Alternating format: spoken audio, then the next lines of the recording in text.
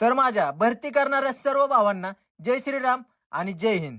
सकाळ सकाळी 5 वाजले होते आणि ग्राउंडला जायचा टाइम झाला होता. ते म्हणतात ना, अंधेरी रातो में सुनसान राहो पे शहनशाह निकलता है. तसेच 2 शहनशाह चालले होते ग्राउंडला. आजच ना आम्ही रोजच ग्राउंडला जातो. ग्राउंडला आले मस्तपैकी पहिला वॉर्मअपला चालू केला.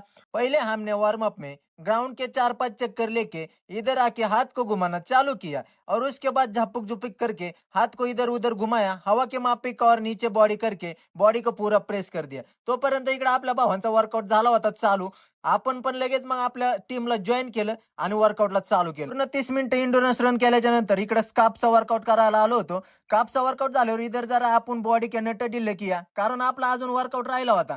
वर्कआउट असा होता की 30 मिनिटं रनिंग झाल्यानंतर आपल्याला 200च्या स्प्रिंटा मारायच्या होता 6. मस्तपैकी 6 स्प्रिंटा मारल्या. 52 स्टेपिंग कशी ती कमेंट करून सांगा बरं का. मस्तपैकी 200 मीटरचा वर्कआउट पण संपवला. तर झाला होता आपला सगळा वर्कआउट करून. मग मस्तपैकी थोडंसं म्हणलं ग्राउंडवर फेरफटका मारावं. 1-2 चक्कर मारले आणि लगेच इकडे येऊन आपला जोर डिपचा वर्कआउट चालू केला. सगळं वर्कआउट संपवला, स्ट्रेचिंग वगैरे केली आणि घरी आलो. घरी आल्याला मस्तपैकी डाएट खात खात दूध पिलो. डाएट वगैरे खाऊन झाला की वर्दी घातली आणि रेडी झालो. ऑफिसला जरा महत्वाचं काम असल्यामुळं आपल्याला जायचं होतं अर्जंटमध्ये. मस्तपैकी ऑफिसला गेलो, रिटर्न आलो. रिटर्न आल्यावर आपल्या महाराणीचा बघा कसा थाट चालू होता. आपण पण जेवण वगैरे केलं आणि आता आपल्याला लॅबला जायचं होतं. लॅबला येऊन मस्तपैकी अभ्यास केला आणि आता जायचं होतं आपल्याला बर्थडेला. बर्थडे होता आपने भाई का.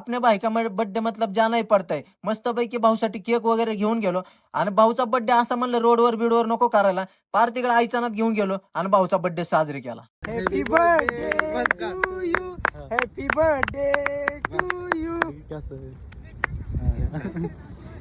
घ्या खायला घ्या डायरेक्ट.